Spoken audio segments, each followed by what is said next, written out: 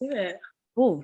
So the first question I have for you is, what were your reasons for getting in the industry? Like what made you think I actually want to be within the music industry, or was it even that? Tell us a little bit about that. I think it was just because I really love performing so much. Like, I grew up as somebody who was a bit of a, pardon me, a bit of a drama queen.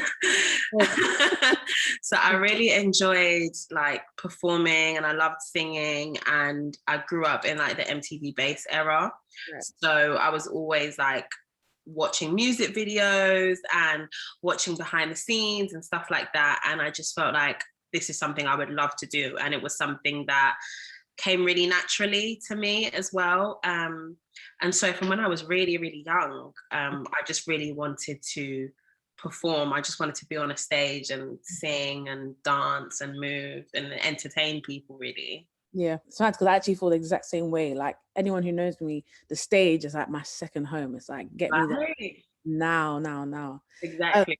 Yeah, literally. So the second question I have for you is, what were some of the things you had to think about, like your risk assessment? And did you feel like you had to do that at all? Or was it like, okay, here's my pros and cons? What were some of the things that you put in your mind of reasons why to or why not to? So I definitely did a risk assessment because I'm Nigerian, Right. and our culture is very focused on education, and the kind of standard work, professions like being a lawyer, a doctor, an engineer, those sort of things. Not standard, but I guess the things that we know bring in people a good amount of money that is realistic and attainable, right? And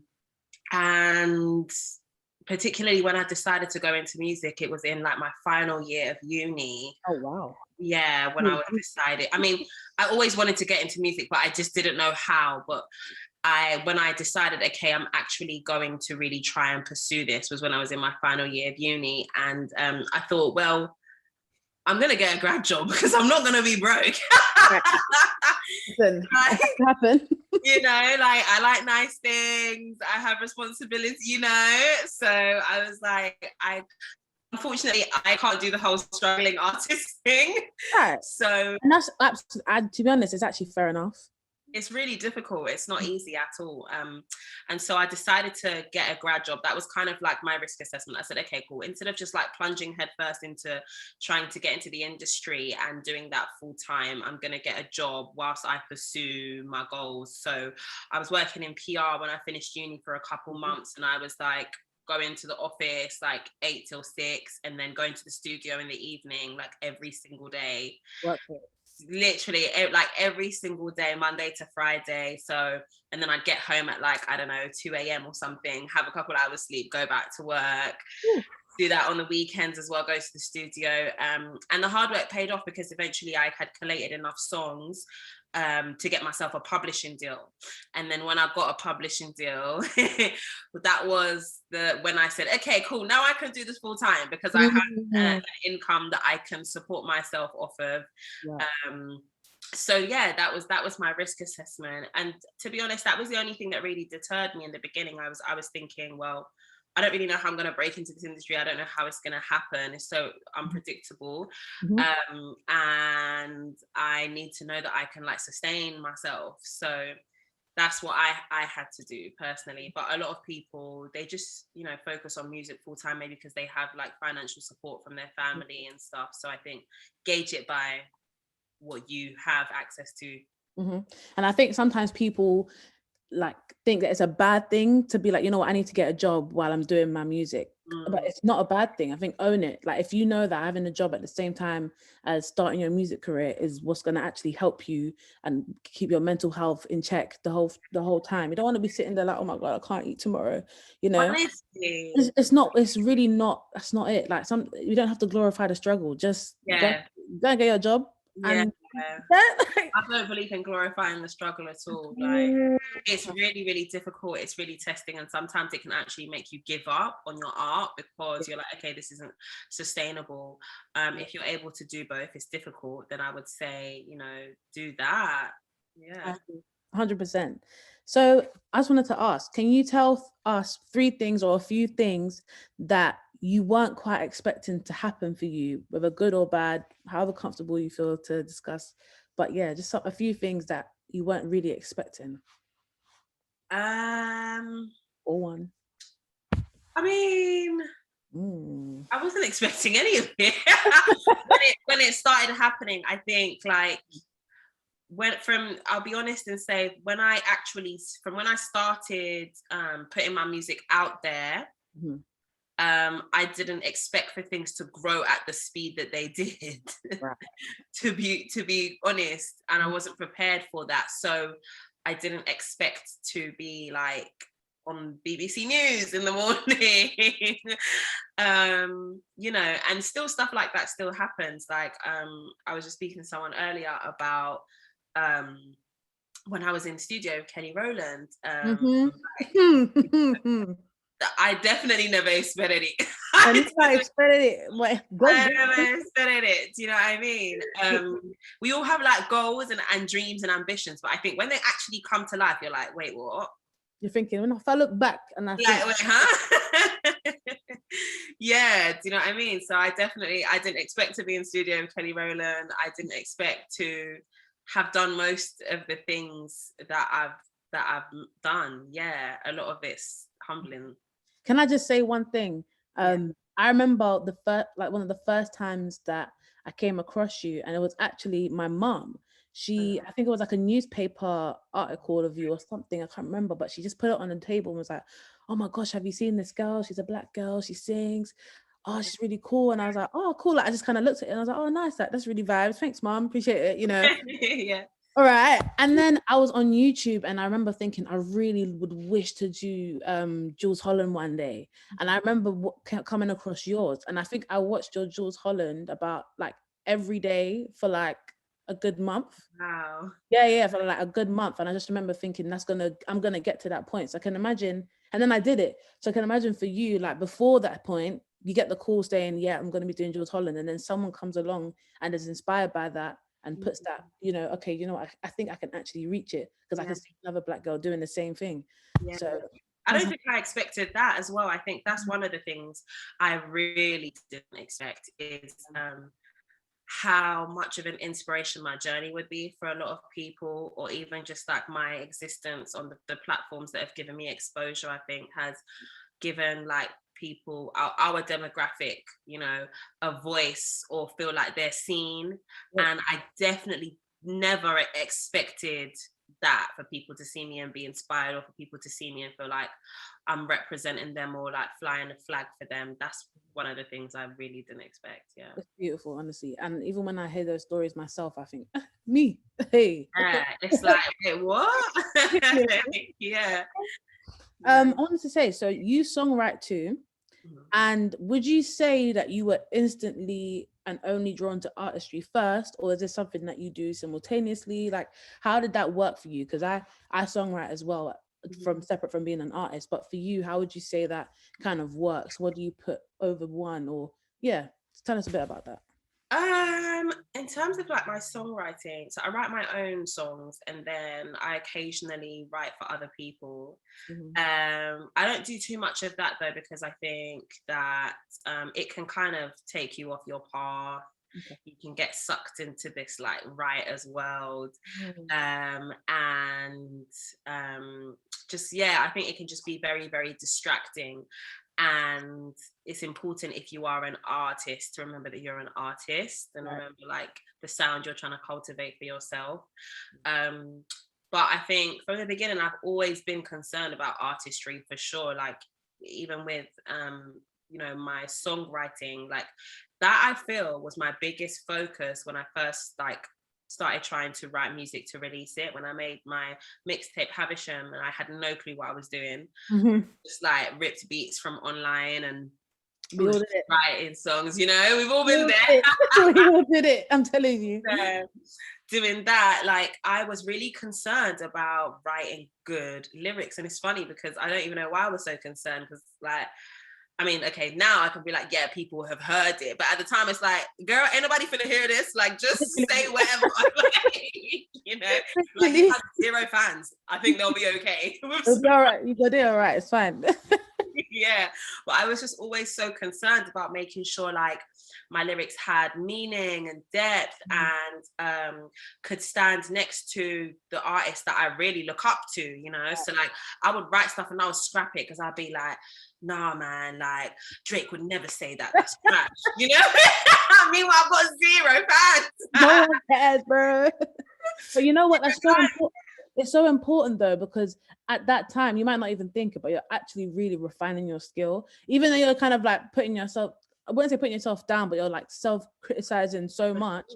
You're actually refining your skill, because you're going to get to a point where you're like, no, actually that's hard, and it's then like that's hard every time, rather than like that's hard, okay, that's not hard. And obviously you'll have your days where sometimes I write songs I'm thinking, what side of the bed did I wake up today? Like you'll get to the studio, you're ready for studio, they're playing the chords, I'm thinking, yeah, this ain't it. I want to go home now. Everybody round up. Yeah. Lunch. It's only 11 o'clock. I was like, lunch. We do lunch, guys. What do you want to order? I'm on delivery, guys. I'm feeling unwell. Maybe we should just wrap it up. You know what I mean? So I think that's really important as well for those young people that are in here, or aspiring writers, artists. I think you have to remember, don't be afraid to like refine your skill. Even if you think, oh my God, this is all rubbish, like don't look at it that way. Look at it like, look, I'm trying to analyze this. Do I genuinely feel like it's good enough? Because if you don't think it's good enough, then what's the point? Because it's not authentic. But yeah, I was gonna actually ask how you balance the two, but you kind of already answered that. But I'll just jump to my next question. So what are a few things you wish you knew before coming into the industry? Like for real, not like, like for real. Gosh, where do I start? I'm still learning stuff now. Few things I wish I knew. The importance of money management. Yeah. I mean, that's not just in this industry, that's just a life thing.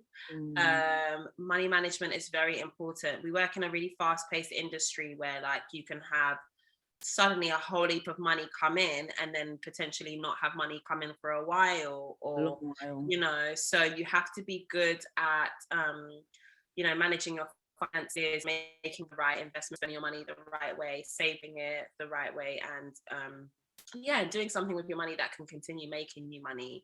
So I wish I knew that from the beginning. Like, I'm not terrible with money, but I like nice things. Like nice things, you know. I might have a couple little bags in my shelf. You know what I mean? Like, I gotta look cute. Like, that's part of it. I remember when I first signed.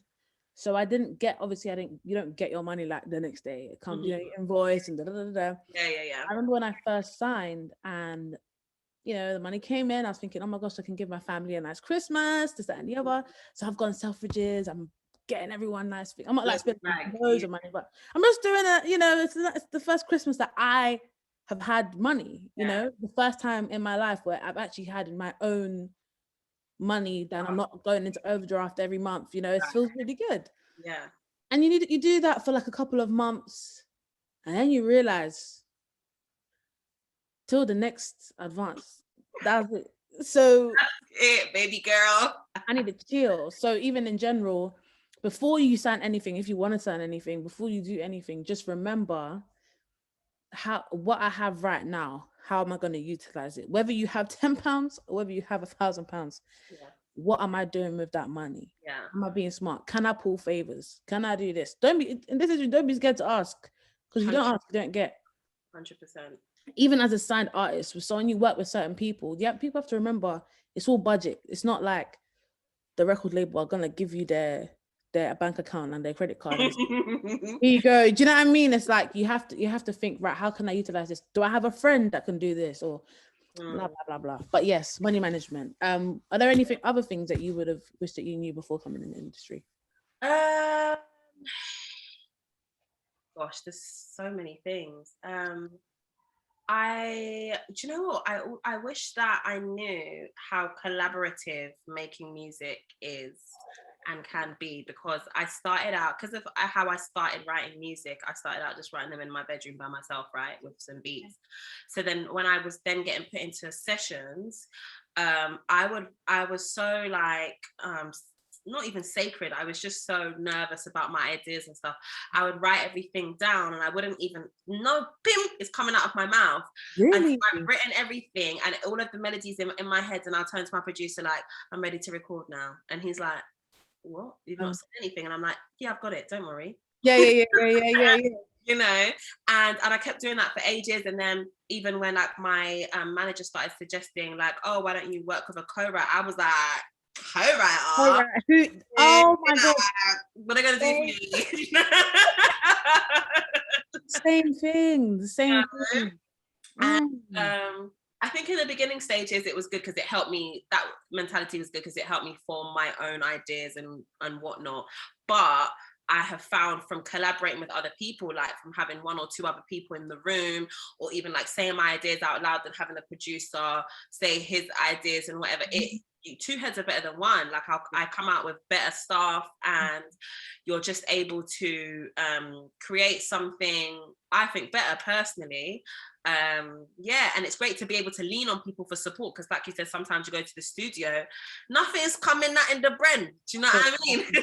Nothing's coming out. But when you have someone there to lean on, that they can say something that sparks an idea, or they can like help bring something out, like it's so helpful. So I wish I knew that creating music is actually it's a very collaborative thing, and there are multiple people that are involved in all songs or most songs that bring out the best quality. So yeah, I would 100% agree. I remember, because like you said, I used to just be in my room writing, making my own beats, ripping beats, all that kind of stuff. And so when I remember, bear in mind, at the time when I first started doing proper studio sessions, I was like 18 years old. And because of the kind of music I make, I was in the studio with a lot of older men, like 3 times a week. I'm in the studio with like older men, I didn't really get to work with a lot of younger people at the start. And I just remember thinking like, why is he giving me a lyric suggestion?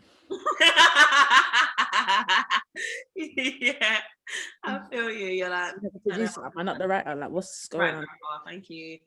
or if like, they'd say, so I'd write the whole song like you. I'd hear 4 chords, boom, song, finish, 10-20 minutes. Then I'm like, yeah, so I can record now. They're like, okay, yeah, let's go over it and have a look. I'm like, why? Just press record. Yeah. What exactly? Sorry. And do you know, I used to feel quite like attacked almost. I'm like, what? Are you trying to me? Like, the idea of someone suggesting you have a co-writer, like, what are you trying to say? Bars aren't good, or sometimes I'll go to a session with like quite a big producer, and they'll have like a co-writer that they work with a lot in the session, just because that's how kind of things go, or whatever. And I turn up and there's someone else in the room. I'm like, oh, are you guys? Sorry, no. This is they're gonna be co-writing today. I'm like, okay. And that's something even till now I'm still learning to like just let it happen. Like, it's a beautiful process. You never know what's gonna happen. They might come up with a banging melody that you would never come up with, a banging concept. So yeah, I'm definitely agreeing to that. And also with collaborating, guys, don't be scared to work with people or reach out to people that you don't know. You don't always have to be in the same space with each other, because I know people's comfortability and anxiety, I know things like that are real. But just reaching out and say, hey, I've got this little 4 chords. Do you think maybe you could play a bass line over this? Or do you think maybe you could put a drum beat to this? Or maybe do, I don't know, something. And just collaborate that way, I think, is really important to build up your collaborating skills, because when you get into the industry proper and like start doing sessions, it's going to be like a serious collaborative process. For sure. Literally. Let me ask you my next question. So, on a positive note, I mean, that was not positive, but a real positive kind of smiley light note. What are a few things that you love or like about being in the industry? Become Sorry. Like I said, free stuff. You know what? My laugh is so butters. I snore. I'm trying. I mean, it helps. The free stuff helps. No, more importantly, do you know what? I really, really love meeting people who my music impacts them. Sorry. That part, I think, for me is one of the most rewarding things. Like walking on the street and someone coming up to me and being like, "Oh my God, I really love Empress. Like it helped me when I was going through a breakup." Like, or you know, whatever they say, like. That is what really fills me with so much joy when you see the people who your music has an impact on. So that's one of the most fulfilling things for me. I actually do enjoy performing when I'm not feeling anxious. When the anxiety goes away, I do enjoy performing because I feel like I can be free on stage and have fun, and I'm doing what I love, you know. So I love doing that.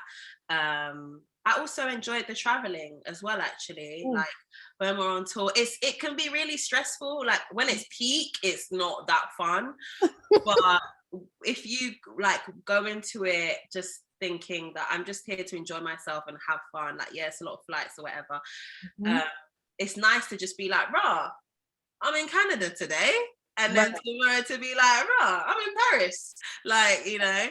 Like I really enjoyed that. My work has taken me to places I maybe wouldn't have gone to otherwise, you know, and let me see and meet people I wouldn't have otherwise. Like one of my best shows was in no, not Poland. It was like in Russia somewhere.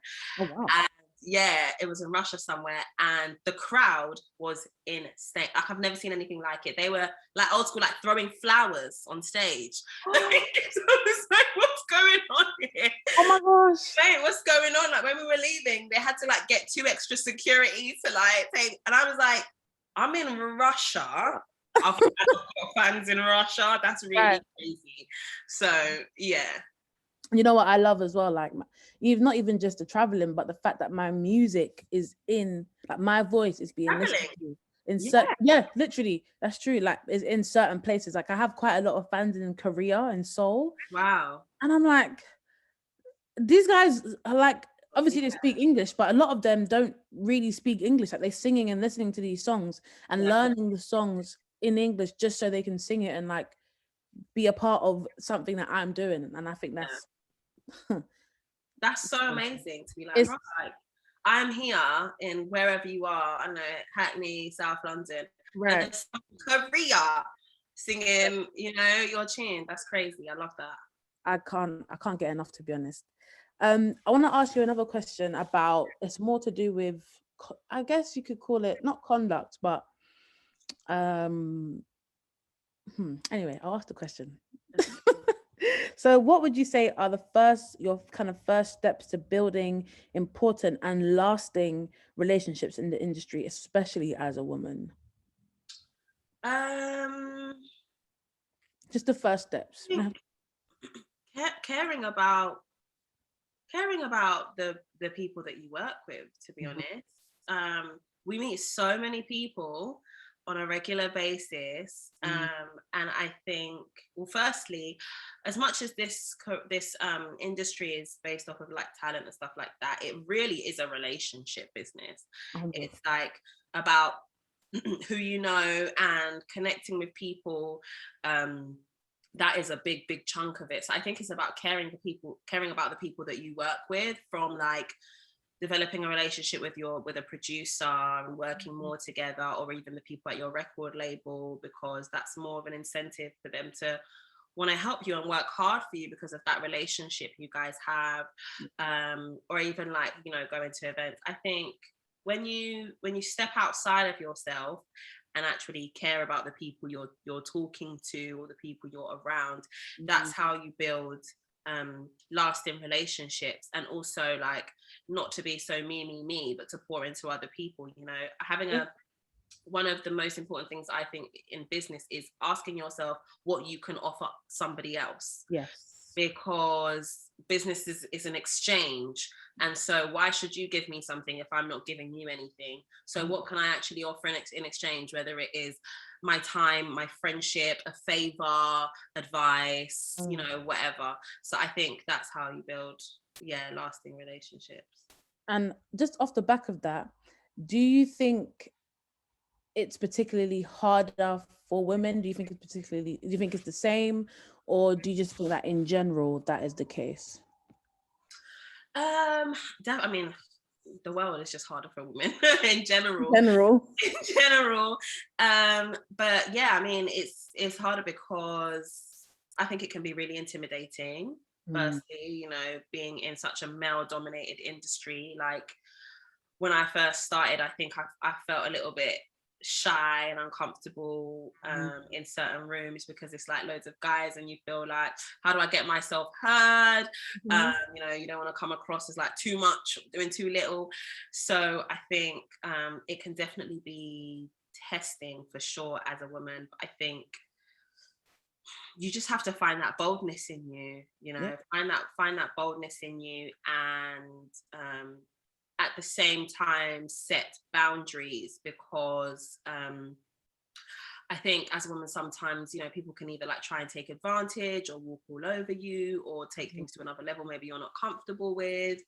And so I think it's good to, you know, try and form relationships, but also set boundaries so that you don't feel like you have to do anything you're not comfortable with, even from something as small as like using someone's beat that you don't want to use, you know, to, I don't know, whatever else. So I think it's challenging, but just you have to find that boldness to be forward. Yourself.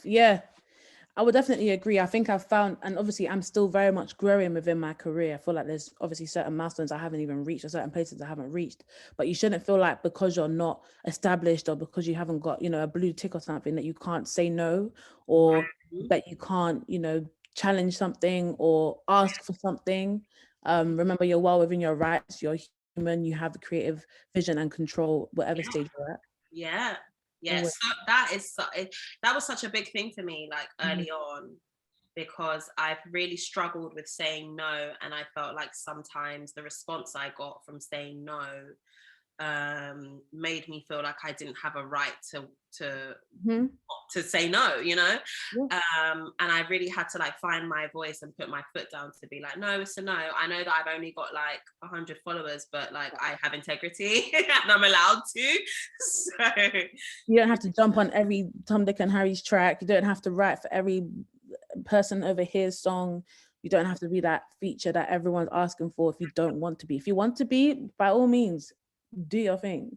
But if you don't want to be that person, then don't. Seriously. We have a question from the audience from Isabella Rose. And this question is it easier to work unsigned or signed? Is it easier to work unsigned or signed? Do you know what? I think it's exactly the same.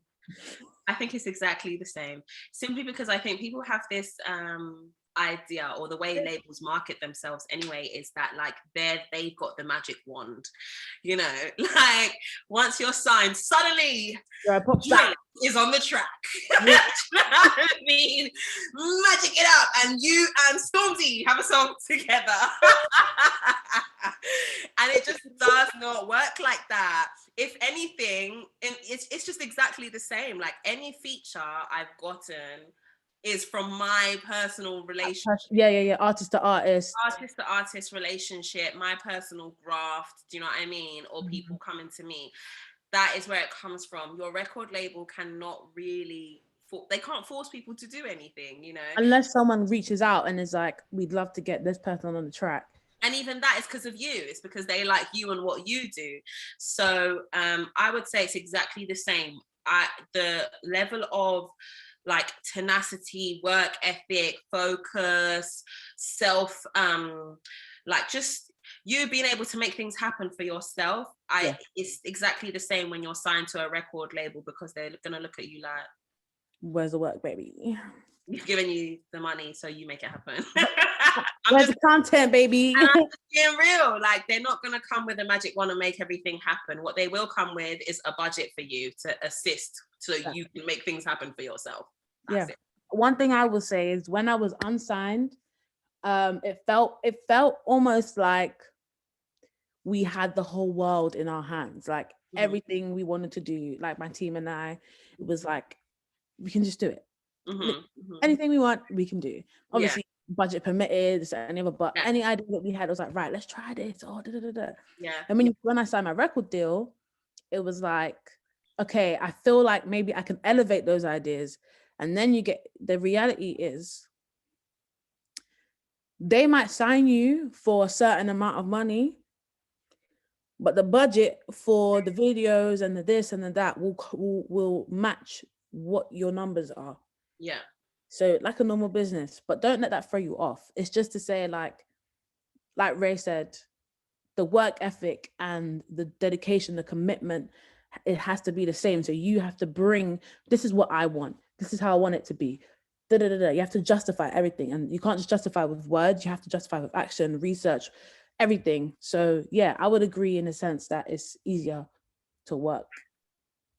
No, that is the same on both ends. But one thing I will say is, being signed, for me anyway, does take a little bit of the pressure off my back of, I really want to try this idea and then executing it. I think it definitely does take that, like, kind of, oh no, I definitely won't be able to do that. It kind of puts it, oh, maybe I could do that. It's more of things are more of a possibility. Yeah. But yeah, I would just want to say, in closing, is there one just sprinkle of advice or just gem knowledge that you would like to give our people? Gosh. Ray Black gems spam. I mean, come on, this is Ray Black we're talking about. So many things. So first of all, I would say that you only fail if you give up. First and foremost. So, it's really tricky to break into the industry. Once you're in the industry, it continues being tricky to, ascend. And when you've ascended, it's tricky to stay there. And that it comes with so many battles consistently. And I would just say, like, you're not failing. The only time you can say you failed is when you completely give up. And so continue to push yourself and continue to stay consistent. Consistency is key. Second thing I would say is don't watch what anybody else is doing. Just focus on what works for you. And that's, trust me, it's so difficult to do, so difficult to do, because we compare or we are inspired by people. But I would say, don't forget what makes you unique is you being you. And so if you're busy trying to be somebody else, why would I buy this version when it already exists? So I would just say, stay focused on doing what feels really authentic and natural to you, because that is what will make you stand out. And I will say, work hard, of course. It looks really glamorous and super fun. And you know what? It is glamorous and it is fun, but it's hard work.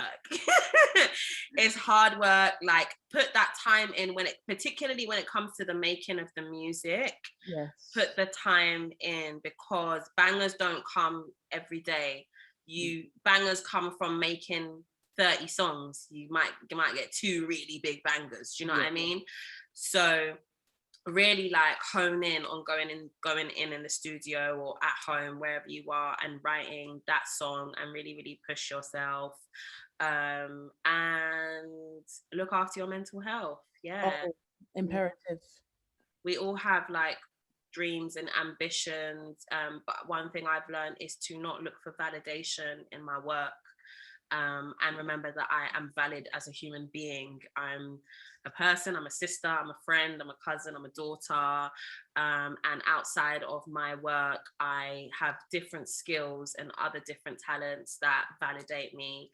And so as much as I want certain things, if I don't have them, or if I'm not seeing the things that I want to see, it doesn't mean I'm not talented or I'm any less than anybody else. And it's all part of the journey. So speaking the truth. Well, before you go, I just want to give the people that are in the Zoom a quick chance to just introduce themselves to the others as well, and give your socials so that you guys can connect, and introduce yourself as well. This is a very intimate group, and I just want you to feel like this has been worth your while. So if you feel comfortable, you don't have to turn your camera on. Yeah, let's see your face. Let's see your face. If you don't, that is okay. So I'm gonna go with who I can see here first. I can see Courtney Blackburn. If you'd like to introduce yourself. Hey. So I'm Courtney. I'm 21. I'm studying music at the moment at university. So yeah, like music production and songwriting and yeah, all that kind of stuff. So yeah, and my Instagram is CB Vibe Official. Thank you so much, Courtney. Make sure you put that in the chat as well so that everyone can see it at the end. Thank you so much, Courtney. Next, we have my baby boy, Kai. Come on, Kai. Don't be shy. Yeah. Hi. Hi, my name's Kai. Kai Rowe, my artist name. And I'm a singer-songwriter. I also study music. And I'm also kind of like developing as a writer in the industry. So this was useful and helpful. And I love your music also. So it's nice to see you. How are you being shy for? Because this is very black. Like, hello. What's good? Like, no, but seriously, this was really helpful. I love to listen to people that are like in the industry. I can listen to Hamzaa talk for years about any advice. I will soak it up. So it was very useful. Thank you. And drop in, what's your socials, babes? Oh, my social is the official Cairo spelled Cairo. Thank you so much. Next on my list, we have Faith. Faith. Hi, I'm Faith. I'm 19, and I'm singing, and I'm trying to like start to songwrite. Yeah, and thanks again for like, or just thank you in general for like the talk. It's been really helpful. And my socials are Faith Babatunde _, but I'll put it in the chat as well. Thank you so much. Next we have Brenda. Brenda Air. Is Brenda in the place? Oh, Brenda's gone for a snack. Brenda is gone to eat some stuff. Oh, we'll come back to Brenda. Isabella Rose. Hi. My name's Isabella. My artist name is Rael. I'm 18. I'm a singer-songwriter from London. But yeah, thank you so much. Today was really insightful, really helped like industry, everything. Thank you so much for the talk. Oh, my socials is rael.unbu, but I'll put that down below. But yeah, thank you. Lovely. I think that's Abigail. Seems like, yes, Abigail Appiah. Abigail. Let's see if she will connect with us. It's been connecting audio for quite a while though. Yeah, it has, hasn't it? Yeah. Well, Abigail, if we can't hear you, please put your info in the chat. Do we have Brenda again? If we don't have Brenda, it's fine. Brenda. Okay, Brenda, if you can put your socials and everything in the chat so that other people can connect with you. Ray Black, thank you so much for doing this. We really appreciate you. And you are performing on TikTok, I am indeed. Yeah, buddy. Yeah, log on. Yeah, so guys, make sure I'm also performing for something called Apprentice Nation, actually. Okay. Which is really good. If you guys tune into that, it's a platform that basically helps people find like apprenticeships in creative in the creative industries, and what they're doing is really, really incredible. I'm not good at breaking it down, but like really, really incredible. So find that, it's so good what they're doing. Good. So just head to Ray Black's page. I'm sure everything will be on there, the TikTok, Apprentice Nation. And yeah, I'm gonna let you go and get those vocals ready. Gotta do. But yeah, thank you so much. Thank you for having me, Han. No worries. And everybody, thank you so much and goodbye. You guys. Bye, bye, bye, bye.